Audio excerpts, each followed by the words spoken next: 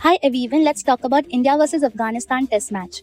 New Chandigarh ने India का one of test Afghanistan के अगेंस्ट मुलानपुर में होस्ट किया और ऑनलाइन कन्वर्सेशंस ने ऑलरेडी वही किया जो ऑनलाइन कन्वर्सेशन बेस्ट करती है, क्रिकेट जर्सी पहने हुए एक सर्कस बन जाना।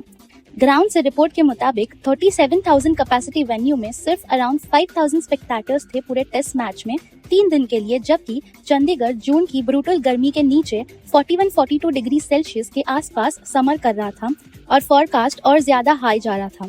वो गर्मी कोई छोटी बात नहीं है, वो वेदर है जो स्टेडियम की सीट को फ्राइंग पैन बना देती है और मिडिल क्लास क्रिकेट फैन को अचानक याद दिला देती है कि वर्क फ्रॉम होम कोई कर्स नहीं, एक लाइफस्टाइल है।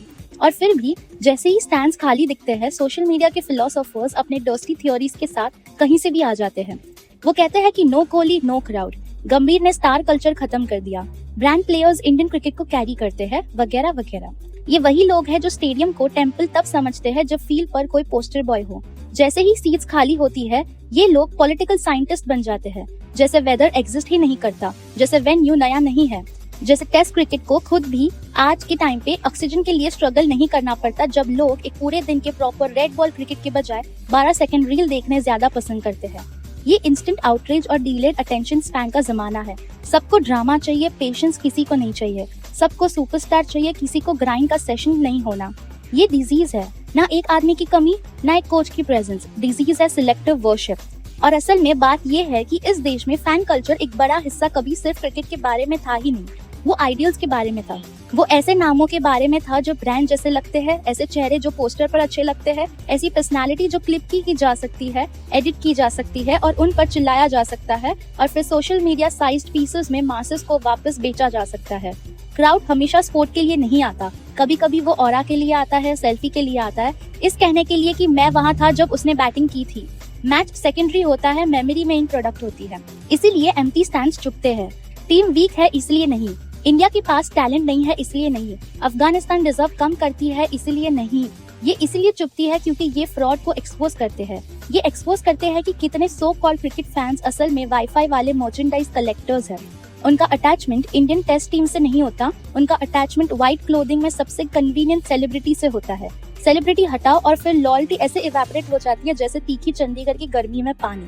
और हाँ, गर्मी मैटर करती है, इसको इग्नोर करना उतना ही सिली है जितना ये प्रिटेंड करना है कि हर empty seats Indian cricket values पर रेफरेंडम है।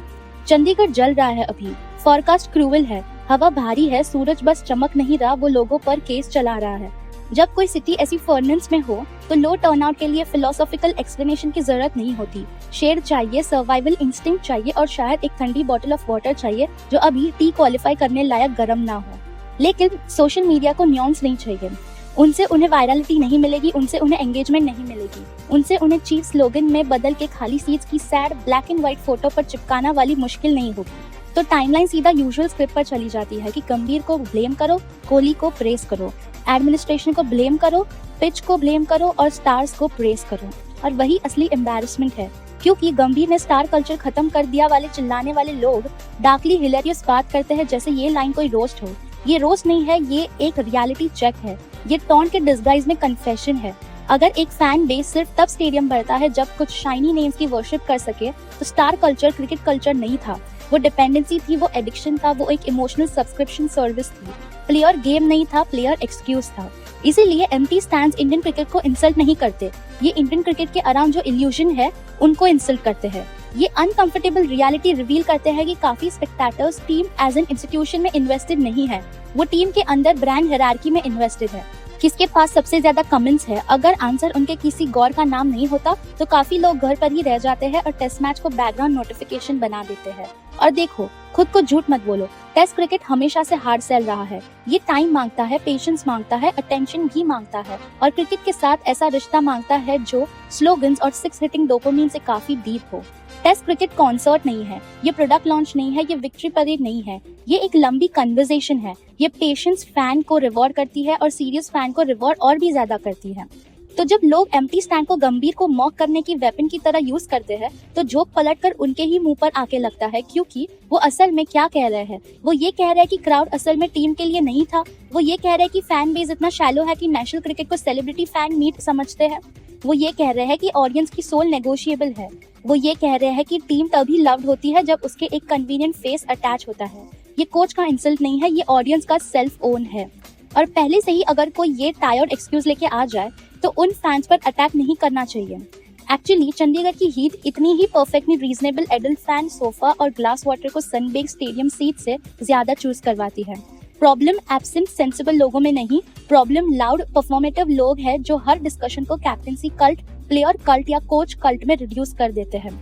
उन्हें एनालिसिस नहीं चाहिए, उन्हें विलेन चाहिए, उन्हें ट्रुथ चाहिए, उन्हें मीम चाहिए। और ये है पीआर की असली रियलिटी। गंभीर टारगेट इसलिए बनते हैं क्योंकि वो उस चीज को रिप्रेजेंट करते हैं जो बहुत से फैंस को पसंद नहीं, अपने फेवरेट आइकन्स के सामने झुकने से इनकार। वो क्रिकेट कल्चर का एक हार्शर, लेस सेंटिमेंटल, मोर इक्वल वर्जन रिप्रेजेंट करते हैं जहां बैज बिलबोर्ड से ज्यादा मैटर करना चाहिए। ऐसी सोच उन लोगों के लिए इनकन्वीनियंट है जो अपनी पूरी स्पोर्ट्स आइडेंटिटी एक फेस, एक हेयर स्टाइल, एक सेलिब्रेशन, एक एस्थेटिक रील, एक बैट फ्लिप और एक पोज के अराउंड बनाते हैं। उन्हें सिस्टम नहीं चाहिए, उन्हें श्राइन चाहिए, और जब श्राइन की फुटफॉल गिरती है तो वो पैनिक करते हैं। लेकिन ये जो पार्ट है ये वो कभी हैंडल नहीं कर सकते कि क्रिकेट टीम्स को स्टार से ज्यादा टाइम तक सर्वाइव करना चाहिए। यही पूरी पॉइंट है। टीम को सेलिब्रिटी से बढ़ा रहना चाहिए, जर्सी को पर्सनालिटी से ज्यादा मैटर करना चाहिए, गेम को तब भी सर्वाइव करना चाहिए जब सबसे फोटोजेनिक प्लेयर अवेलेबल ना हो, वरना तुम सपोर्ट क्या कर रहे हो, एक नेशन को, एक सिस्टम को, एक स्पोर्ट को, या फिर बाउंड्री रोप्स के साथ एक एडवर्टाइजिंग कैंपेन को। सबसे सैड बात यह है कि बिहेवियर इंडियन क्रिकेट को उससे ज्यादा वीक करता है जितना कोई एम्प्टी स्टैंड कभी नहीं कर सकता, क्योंकि एम्प्टी स्टैंड्स टेम्पररी होते हैं पर एम्प्टी ब्रेन्स परमानेंट होते हैं। स्टेडियम फिर से भर सकता है, सेलिब्रिटी एडिक्शन वाला फैन कल्चर एक मैच, एक कैप्टन या एक कोच से ठीक नहीं हो सकता। इसे ऑनेस्टी में एम्बैरेस करके लाना पड़ेगा। तो हाँ, एम्प्टी सीट्स पर हंस लो अगर तुम चाहो, गंभीर पर गुस्सा निकाल लो और विलन बना लो अगर आप चाहो, पर ये प्रिटेंड करना बंद करना चाहिए कि एम्प्टी स्टेडियम सिर्फ वेदर स्टोरी है या कोचिंग स्टोरी है। ये एक ऑडियंस स्टोरी भी है, ये एक कल्चर स्टोरी भी है, क्योंकि इस पूरे चीज में सबसे एम्बैरेसिंग बात ये नहीं कि स्टेडियम क्वाइट है, सबसे एम्बैरेसिंग बात ये है कि इतने लोगों को उसे सिर्फ राइट रीजंस के लिए लाउड होना था और वो एक्सक्यूजेस के साथ लाउड हो चुका है। फुल स्टेडियम लॉयल्टी का प्रूफ नहीं होता, पर एम्प्टी स्टेडियम ऑनेस्टी का प्रूफ जरूर होता है। बताइए आप लोग इस बारे में क्या सोचते हैं।